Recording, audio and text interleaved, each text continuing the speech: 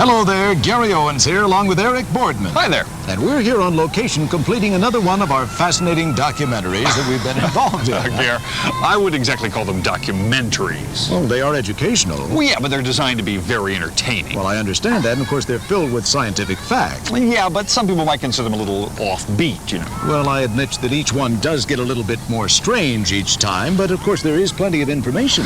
And wacky plot lines, loony characters, and crazy special effects. Whoa, whoa, whoa, whoa. Now, just a minute. We haven't even told them about the topic. You're we right. haven't told anything about it. Why don't you roll the tape? It'll explain everything. Yeah.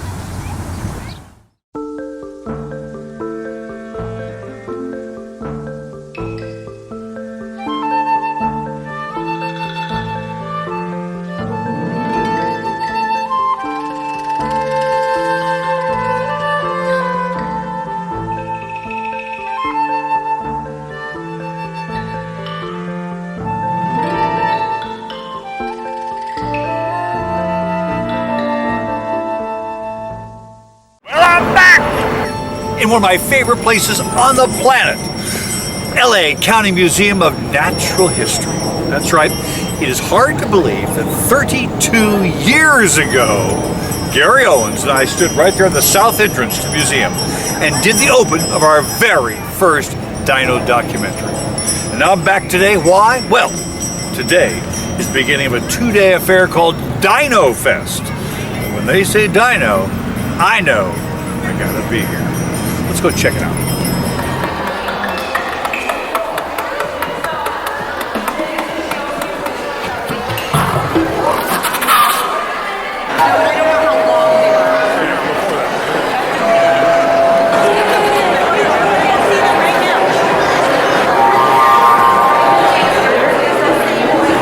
Adrian, this is a great impression of a T-Rex. Watch.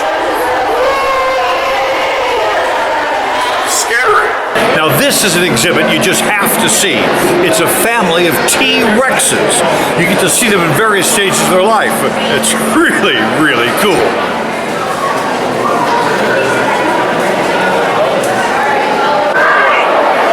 Jack Horner, famed paleontologist and consultant on Jurassic Park. Now here's a moment that could have happened 150 million years ago. An Allosaurus attacking my favorite Stegosaurus. In addition to all the great permanent exhibits at the museum, all sorts of extra stuff was brought in especially for the Dino Fest. So much so that they even filled the courtyard in front of the museum with neat things to look at, demonstrations by experts, and some hands-on activities for the next generation of paleontologists. We're talking dinosaurs with artist Bill Stout. Now, tell me about this critter. Ooh, this is a wonderful thing. A lot of people mistake this for a dinosaur. It's actually a sea-going lizard from a family called the mosasaurs. Mosasaur. Okay. Mosasaur started as a lizard. They left land, developed paddles and flippers to swim with, and eventually they came back to land. But extraordinary animal. This creature, it lived during the time of the dinosaurs, the last period, the Cretaceous. With the dinosaurs, it died out about 65 million years ago. And one of the most extraordinary things about this creature is the roof of its mouth. You can see these big rows of teeth here. Yeah, those are vicious-looking teeth. Where you would expect teeth to be, but where you don't expect teeth to be. Let me show you this palate, because here in this palate are 2 more rows of teeth. So whatever was coming in was not coming out. Well, that's great design. Not for us, but for the mosasaur. Yeah. Now, this head's about 3 feet long. How long is the creature? 45 feet in total. It's a huge, huge animal.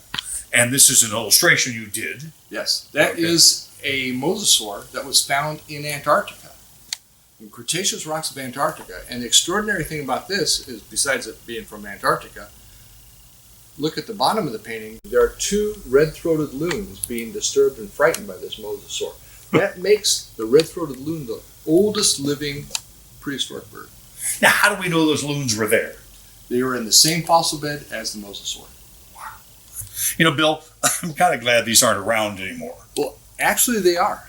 Their descendants live today they're called monitor lizards, the biggest of which is the Komodo dragon lizard. And if we piqued your interest for the mosasaur, you can buy a print that Bill did, and he'll sign it at dinogallery.com.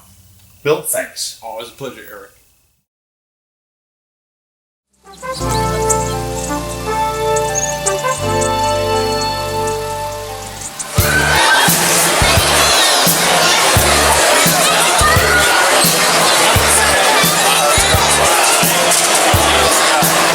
Well, it's time for part 2 of our visit to DinoFest here at the Los Angeles County Museum of Natural History. And a great place to start is the Dino Lab, where you see real paleontologists doing real work on real dinosaur fossils. So let's check out what they do.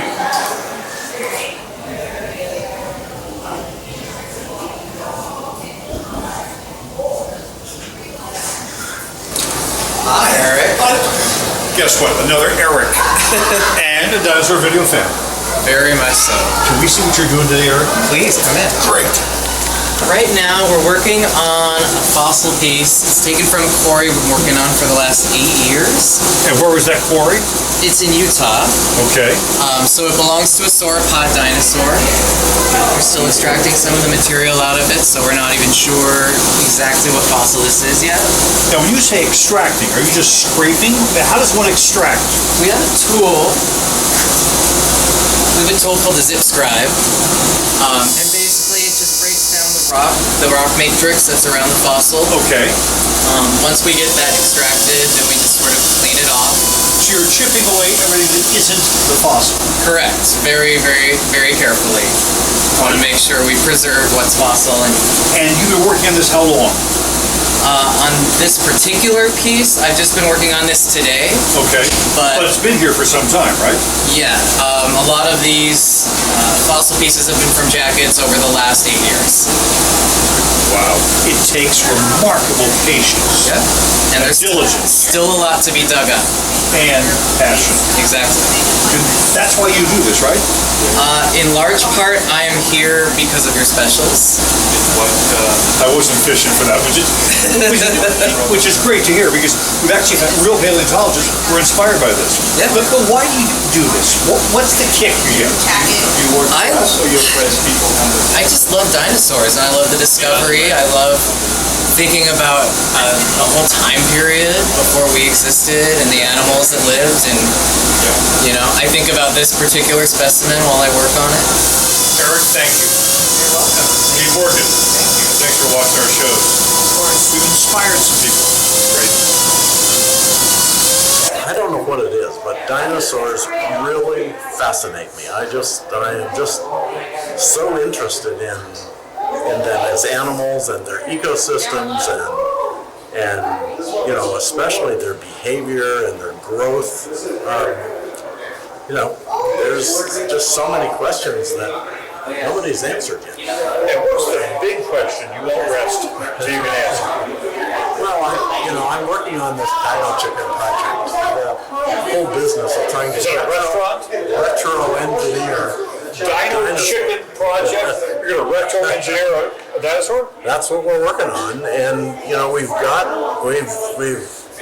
pretty much done it, except for the tail. I mean, we can take a bird and pretty much retro-engineer an animal that looks for all the world like a dinosaur, except we don't have a long tail on it yet. But I don't think that's far from now. It's back! That's right, and I'm back here at the sequel to DinoFest. It's DinoFest 2017.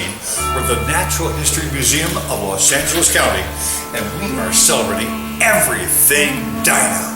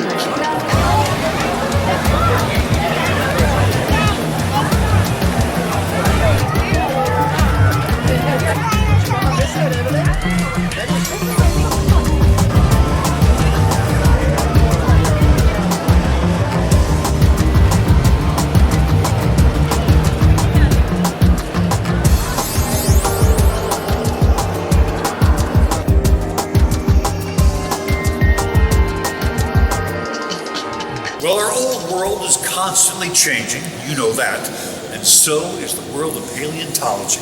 Our old friend Jurassicon Josh is here. How's it going? I'm okay.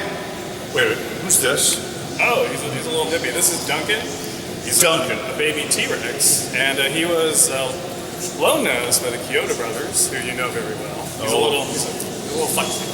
I love the Kyotos, and they make the most. Can you call this a puppet? No, this is so much more than a puppet. We like to call it an interactive animal, because it really is. It just comes alive. The kids have come up to me and said, like, is it real? And I'm like, hey, come touch it. I love the kids were petting. Oh, he's going to bite me? Yeah. Hello, Duncan. Now, Duncan's a T-Rex. He's a T-Rex. Now, I look at him, I touch him, I don't see feathers. Oh, no, that's a big surprising thing that happened. That's the change I'm talking about. Yeah, there was a new scientific discovery done this year concerning feathers and T-Rexes, and we actually have a chart right here. Because it was long believed that what we thought were scales were probably feathers, right? Yeah. Duncan's holding it. Basically what we have here are all pictures of dinosaur scales from tyrannosaurs, their placement on the T-Rex itself, and we can see that even though they're patchy, they're actually indicating scales.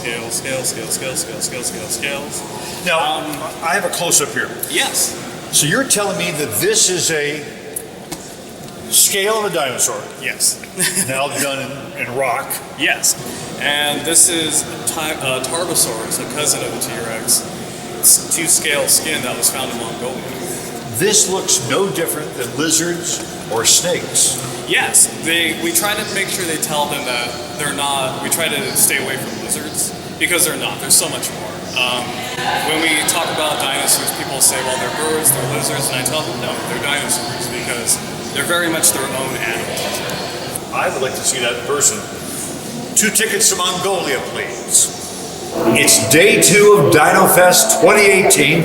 We're getting ready for a crowd going in. Yesterday we had 12,000 people here at the Museum of Natural History in Los Angeles. Great fun. It is Dynamite. We're exhibitors here. We are talking about our videos and meeting and greeting people. It's a lot of fun. But one of the other exhibitors across the hall had something really cool. Let's meet Andrew McDonald, the curator of the Western Science Center in Hemet, California. And what are you showing us, sir? Well, we have 2 new dinosaurs here on our table, both new discoveries, new species, both from New Mexico. They both lived about 80 million years ago. Right here we have armor plates, vertebrae, and arm bones from a new armored dinosaur, plant eater, called Invictarx. That name means the invincible fortress. How big would this guy be?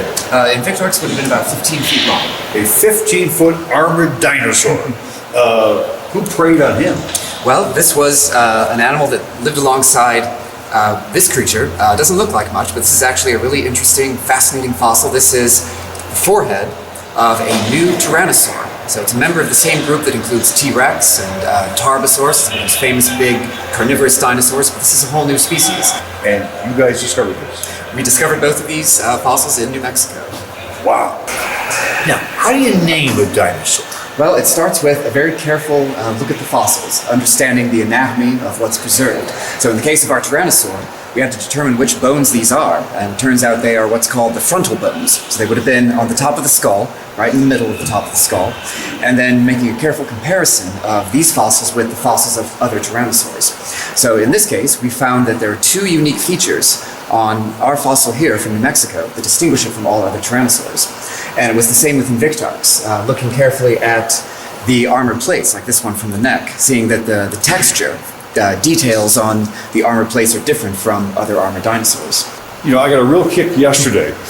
Andrew told me he was a fan of our dinosaur videos. Is that true? Really? It is true. Back in the early 90s, I was about 5 or 6 years old, and I grew up watching those videos. It's one of the things that got me really enthusiastic about paleontology. So Gary Owens and I had some influence on your career in science. Yes! It's DinoFest time again, and the LA Natural History Museum is jam-packed with the dino-loving public.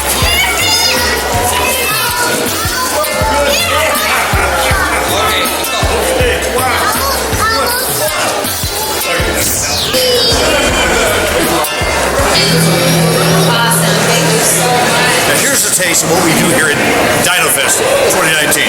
This is our booth where we get to meet old and new fans, share merchandise with them. Over here, the premier illustrator of dinosaurs, Bill Stout. He's here showing all the good stuff. Now check this out. Josh Fosse. Where did Josh go? Oh, there he is. There's Josh. Has brought a remarkable. What's his head? What is that? It is a giant T-Rex from Jurassic Park. From Jurassic Park. That's great. Oh, one more thing I gotta show you. Down here, Charlie Kyoto. Now, he's an artist, he's an illustrator, he does caricatures. This man does everything. The lights are going out, I can't see. And he's one of the Kyoto brothers. Google it.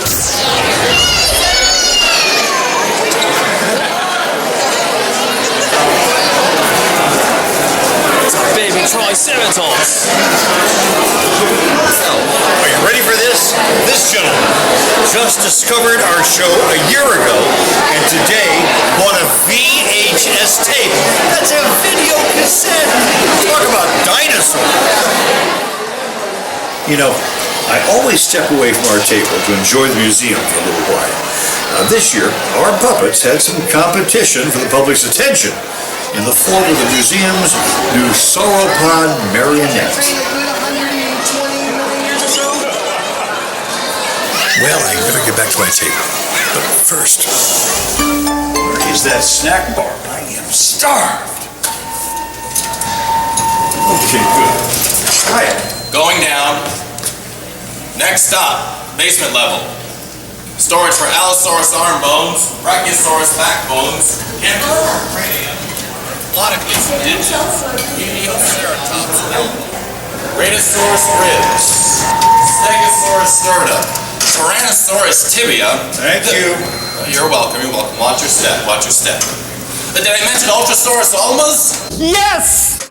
I always like to check out what's new at the museum. So here I am, the Antarctic exhibit.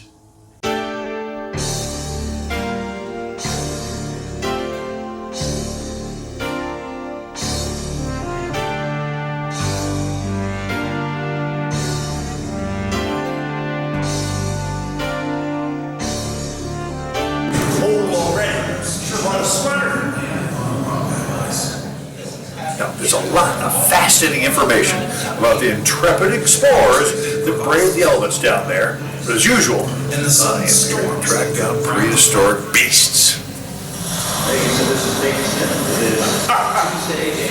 This is not a dinosaur, it's an amphibian.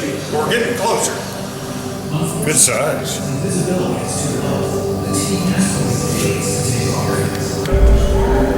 And these little guys are sauropodomorphs, early Jurassic. Now, that's a pleasant little size. Let me show you something a lot bigger. Now, when I say Antarctic, you think ice, snow, freezing cold. Well, guess what? It wasn't like that then. Here's a seagoing reptile, one of the mosasaurs. Check it out. Now this was the first dinosaur found on mainland Antarctica. This is the Cryolophosaurus. Those are feathers. Instead of crest up there, his nickname was the Elvis of dinosaurs. Now check out the fossilized version of him. By the way, this goes back 190 million years ago, early Jurassic period. And here are some current residents of Antarctica. Now, you really should make a point to come to the exhibit here at the Los Angeles County Museum of Natural History. This thing is going on through January 5th. Don't miss it.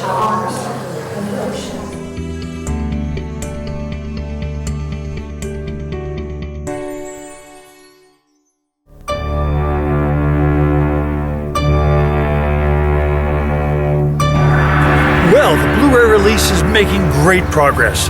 Let me tell you about some of the special features. We'll be looking at the special effects geniuses, the work of the Kyoto brothers, who contributed such wonderful stuff to our shows. We will show you digital transfers of their original film elements. And we will see a half hour of footage from 2 uncompleted shows, never before seen. And because the fans keep asking, we will include as much as we can of the very first Dino special that is never going home from you. It's rare as a cuddly T-Rex.